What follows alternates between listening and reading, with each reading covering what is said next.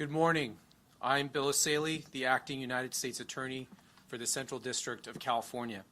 Today, we are announcing the arrest of 29-year-old Jonathan Rinderknecht for igniting a fire that ultimately burned down the Palisades earlier this year, killing 12 people, destroying more than 6,800 structures, both homes and businesses, and damaging over 1,000 more buildings.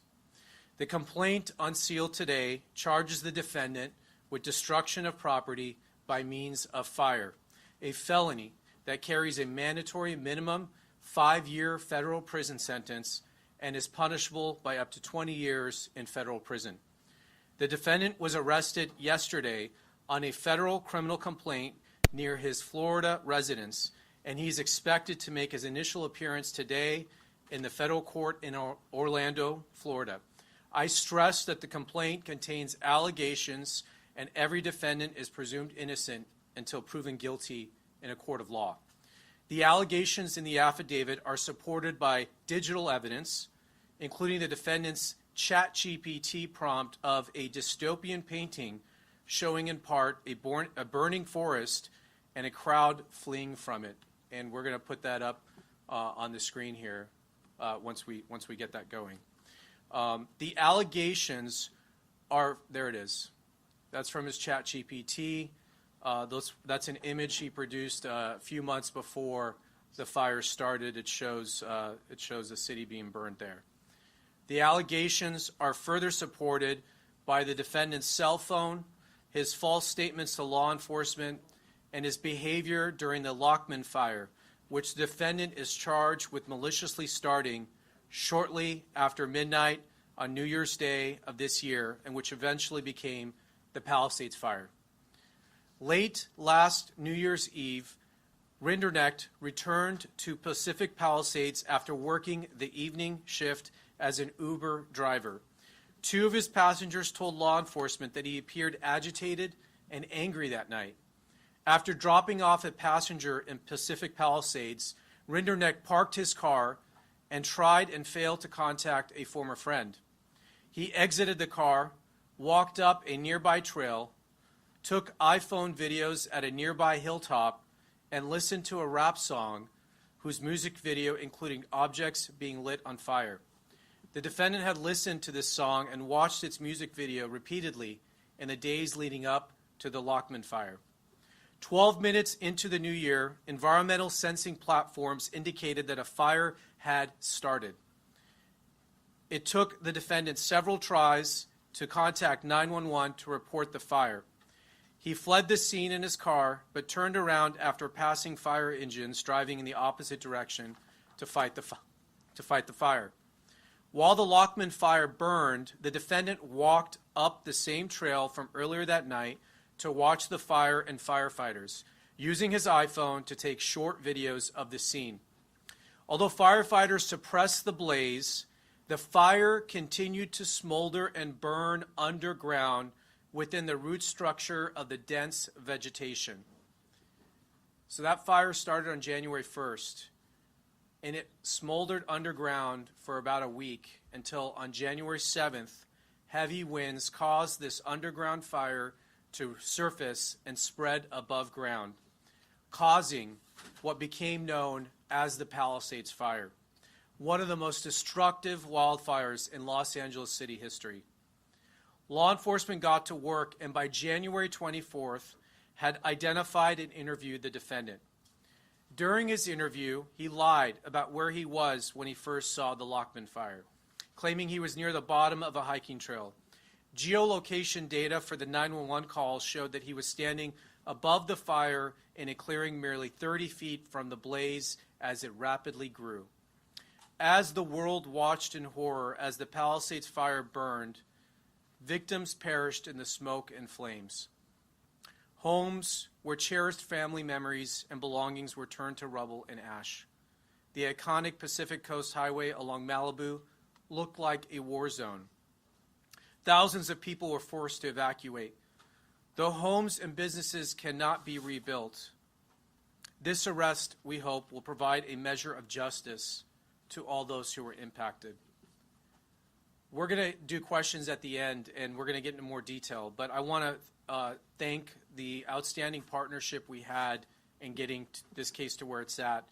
Thanks to the work of the ATF and investigative support from both the LAPD and the Los Angeles Fire Department and the U.S. Forest Service for their hard work in this investigation. I'm going to turn it over now to Kenny Cooper, who's the special agent in charge of the ATF Los Angeles Field Office.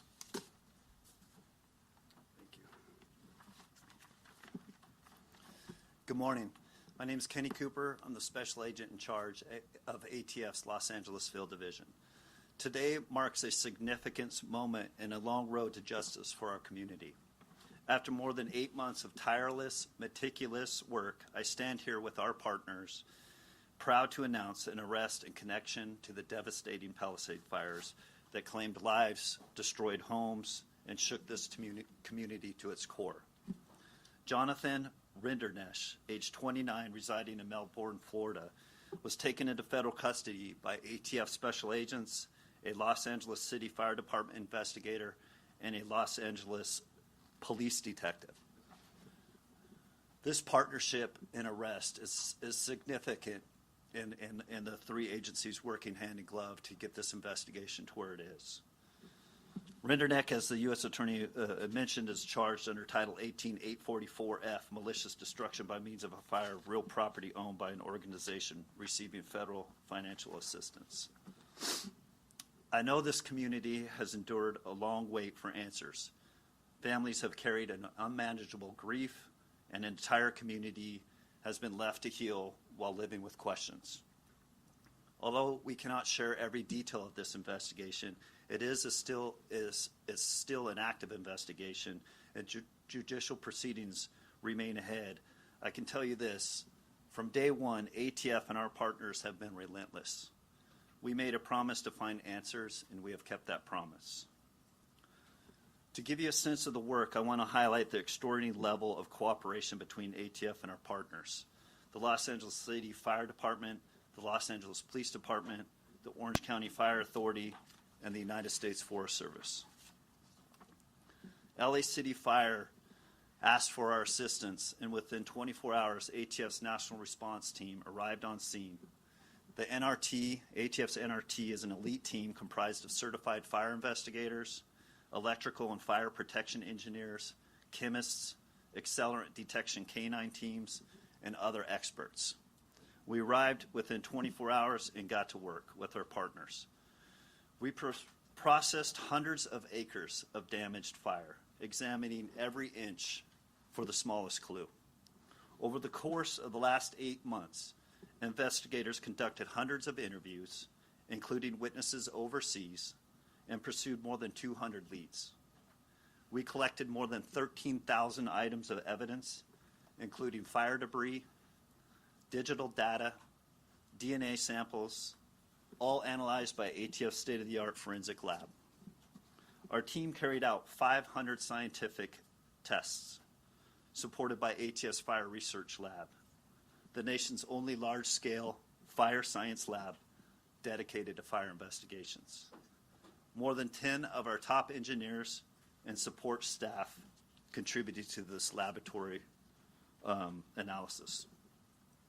This investigation has been documented over 300 ATF reports, including a 200-page report detailing the origin and cause of this investigation. ATF technical surveillance specialists were integral in reviewing approximately 1.5 million phone records and data extracted from digital evidence. And I highlight this because I know there's questions on the length that it took us to come to this conclusion. But we were reviewing a lot of evidence from one of the most catastrophic fires in the U.S. history. Through this extraordinary team effort, investigators determined that the Palisades fire, reported on January 7th, was caused by an intentionally set fire near a viewpoint along the Temescal Ridge Trail into Pegna State Park on January 1st. The fire was a holdover fire, meaning it was deeply seated in dense vegetation and roots and continued to burn undetected until catastrophic weather ensued, resulting in the Palisades fire. Rindernesch is now charged with setting the January 1 fire. We know this arrest cannot erase the pain or grief or losses endured, but we hope it is a step forward. It is proof that justice will not be forgotten, that our accountability will be pursued by ATF and our partners, no matter how complex the investigation and no matter how long it takes. To the families who lost so much, we hear you, we honor you, and we will continue to fight for you. The ATF established an email address for the victims and witnesses to contact ATF Victim Witnesses Assistance Program through the Palisades at atf.gov. Once again, I'll say that, the Palisades at atf.gov. Based on the information received, a regional victim witness specialist may contact you. That's my initial statement. I'm going to hand it over to the Chief of LA Police Department, Chief McDonald, and I will be open to questions afterwards. Thank you. Thank you, Kenny. Good morning, and thank you all for being here. I want to begin by thanking the U.S. Attorney's Office, our partners at the Bureau of Alcohol, Tobacco, Firearms, and Explosives, and the dedicated men and women of our Robbery Homicide Division and Major Crimes Division. I also want to recognize and thank the Los Angeles City Fire Department and all of the investigators who came together to support this case. You look at the team standing here, and I couldn't be more proud of the work that was done throughout this investigation. It was extremely intensive and thorough, and the best of the best were working on it, and I'm very thankful for the partnership we enjoy with all of them all the time. The investigation into the Palisades fire of January 2025 was lengthy, complex, and as I mentioned, extremely thorough. Our detectives responded immediately to the initial incident and worked side by side with our partners at the Los Angeles Fire Department, and once the ATF's National Response Team took on the case, they led the investigation, and our detectives remained fully engaged as partners every step of the way with them. I'm proud of the professionalism and dedication shown by our detectives and the team who work collaboratively with our federal, state, and local partners. That teamwork ultimately led to the arrest of the suspect responsible for this devastating crime. The Palisades fire was a tragedy that caused enormous harm to the city of Los Angeles, but in the midst of that devastation, we saw something else. Communities coming together with law enforcement, supporting one another, and working through a very, very difficult time. This case is a reminder of the value of strong partnerships across every level of government. When we stand together, local, state, and federal, we are stronger, more effective, and better able to deliver justice for our communities. I'm deeply grateful to everyone who contributed to this investigation, and I look forward to continuing this strong spirit of collaboration as we work to keep Los Angeles safe. Thank you. I'll now turn it back over to U.S. Attorney Palisades. We will be unsealing the complaint if it hasn't been already. It has much more details than what we've gone over today in there, and that'll be available to you. At this time, we will take a few questions. Okay, we'll start there. How did Rindernesch start the fire? And in the investigation, as investigators spoke to him, what did he specifically say was the reason? I'm not going to get into his specific statements. I can tell you ATF has determined that the fire was ignited with an open flame. Yeah.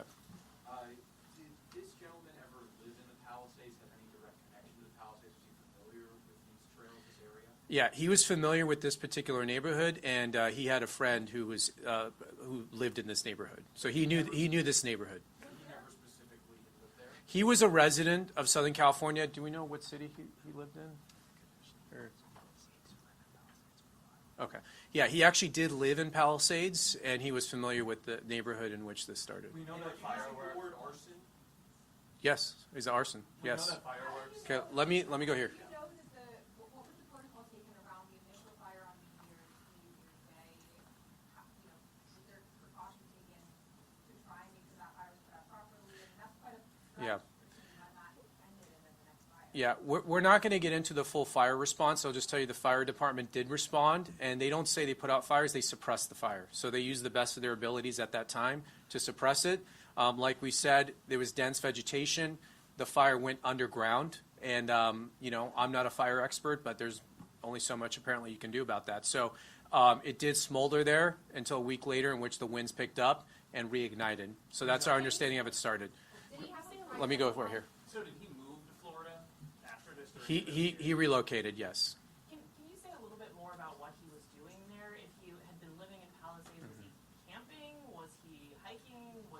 He just finished an Uber drive. So he just dropped someone off in that vicinity on an Uber drive. He was an Uber driver.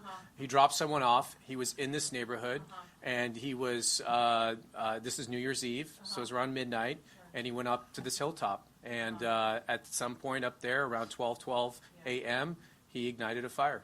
Residents that we spoke with reported and had video of fireworks during that same period of time. Initially, the belief was it was a group of kids that were there. Are you saying that the suspect here potentially set off those fireworks? You're saying open flame? We have no evidence that any fireworks were set off in this area at the time the fire ignited. Does he have prior criminal history, and has he been cooperative in this process? Does he have his criminal history? Remorse at all? Does he have criminal history? Yeah, he does not have criminal history. We're not going to get into his specific statements. We are going to tell you, though, that he did speak to us and he made false statements. So that we will confirm. What about motive? You do have some things Yeah. from the phone that you shared. Any indication of what? We're not going to get into motive right now because we're going to have to prove this case in court in front of a jury, and we don't want to get into that right now. We are laying out the information we have in the complaint. The evidence is based on, you could see some of the key evidence, including the fact that he was the only person in this location at the time this fire ignited. We have no other indication that any other person was there.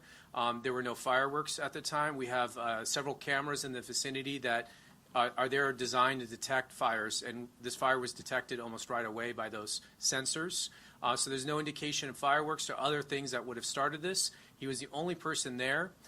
You heard about this music video and song he would listen to, which had imagery of fires. And then do we have the image up? Are we having trouble with that? And you could see some of his thought process in the months leading up where he was generating some really concerning images up on ChatGPT, which appears to show a dystopian city being burned down. So more evidence will come out at trial, but we're not going to preview the entire case at this time. Yes, ma'am. Is there an understanding that he relocated to Florida because he was aware that people might be looking for him? We don't have any information of that. It's very clear that this was a thorough investigation. The question is, obviously, so many things burned there, right? So how difficult was it to gather evidence? I mean, you're saying 13,000 items were gathered following 200 leads. I mean, can you... Yeah, I'll let ATF answer that. There was a tremendous amount of work. I mean, we literally have like terabytes of evidence. So I'm going to let ATF answer the work that was done in this case, including the lab work. Yeah, Just to give us some perspective. some further perspective on the investigative process. So I know there's been speculation of other ignition sources. And I just want to assure everyone, ATF did not identify this suspect and focus specifically on this suspect. We still utilize our scientific process. And part of the lengthy time that it took to go over the thousands of acres that were burned is we literally had agents with our partners on their hands and knees crawling through fire debris. They're observing fire behavior patterns. They're flagging patterns. An example of that, fire will cause natural debris to twist and freeze in a position pointing to the origin. So looking at all those fire patterns, flagging those, ATF was able to zone to specifically get into the origin of where that fire started from. Once they dialed into the origin, using all the investigative techniques that they have, then they start really dialing into that very specific spot that fire was created. An example of a fire research lab, they collected buckets and buckets of debris, flammable materials, natural and otherwise, found within that area, sent it off to a fire research lab. They analyzed data from weather, including humidity, the exact temperature, the exact composition of those natural fuels found at that particular time, January 1st, at that particular time, recreated those environmental factors in our labs using their scientific process, then tested different ignition sources. And that's where 500 tests were conducted at that lab. That review process is then looked at by a panel of our experts in a peer review process to see if the science matches up with the theory and the actual evidence that was collected. I know it was also broadcast. We broadcasted it as a public safety announcement back in spring.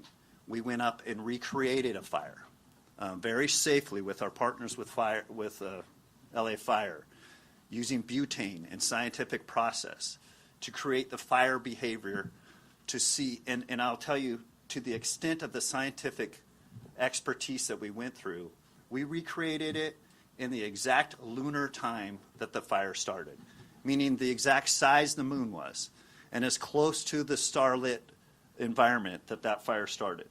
So we could recreate scientifically a fire and see how fixed surveillance points saw that fire as it developed from other evidence that we collected, both from witnesses' phones, fixed surveillance points, and other data. We were able to see how that fire behaved, how it grew, the size of that behavior and that fire, and the size that it would be for witnesses to see it and report it. We went through exhaustive efforts to look at potential ignition sources, whether they were fireworks, whether they were down power lines, or any other source of ignition. They went down those investigative paths with exhaustive length to either rule them in or rule them out. With clarity, we know this is an incendiary fire and that the subject that we arrested started it. Would you say that this subject was obsessed with fire and wanted to do those images? Once again, that speaks to motive. That's not an element that we need to meet. That will be addressed in the trial.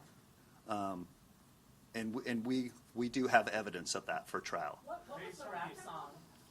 I'm not going to go into those specifics. I'll just highlight, we're not making a probable cause arrest. This team up here feels that we have met beyond a reasonable doubt.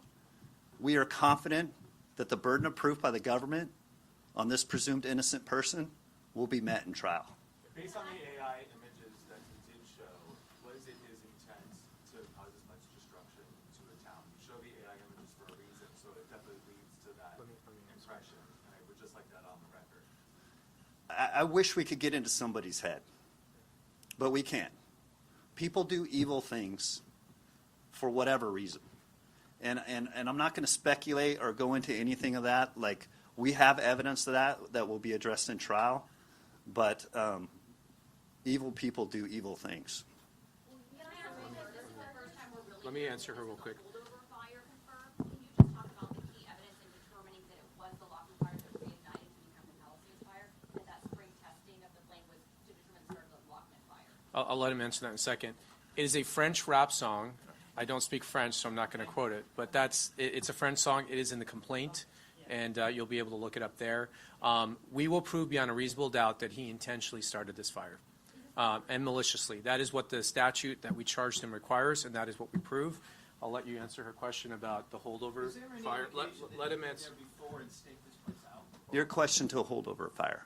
Same principle, same process that ATF went through, is obviously the burn scar and the fire from the initial January 1st Lockman fire was re-examined by our investigators, and with complete certainty they were able to see from the same fire behaviors, from them crawling on their hands and knees, digging up roots, digging up all the evidence, supplying that fuel to the fire research lab.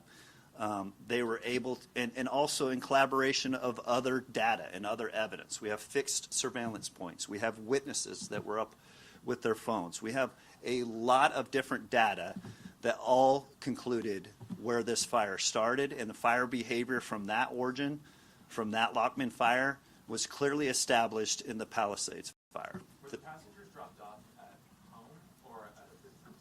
I'm just trying to get a sense of where he was on his path that then led him up to that hill center. He dropped passengers off within the residential area of that area. Two more questions. Why not pursue murder charges, given the fact that folks died in the fire? I can answer that. So right now, we've charged him on a criminal complaint. We have not determined all the charges he's going to face. We'll be presenting that evidence to a grand jury. and we will make decisions about additional charges at that time. So this is right now just a criminal complaint. We wanted to arrest him. We wanted to get him into custody, this will go to a grand jury shortly. Did the suspect Last question. Did the suspect return back on January 7th? Was he in the area considering he lived in the Palisades during that period? I don't know that we know that. Yeah, I'm not going to comment on that. He did go back the same night. So the night he started the fire, he left. As soon as he saw the fire trucks were headed to the location, he turned around and went back up there. And he took some video and watched them fight the fire. The charges that you're talking Last question. That's just for January 1st, right? He's not been charged with anything for January 7th? No, he is charged with starting a fire on January 1st, which is the fire that burned down the Palisades. It did take a week to reignite, but he is charged with starting the Palisades fire. He started it on January 1st. But that's why you got that question about the people who lost their lives in the January 7th fire. Do you expect additional charges for that? To include homicide. This complaint covers that fire and the damages and deaths that were caused by that fire. As far as what additional charges he will face, we will make those determinations in the coming days. Thank you all very much. All right, thank you. Press release is out, the complaint is out, so, and I'll try to get this back, Pastor.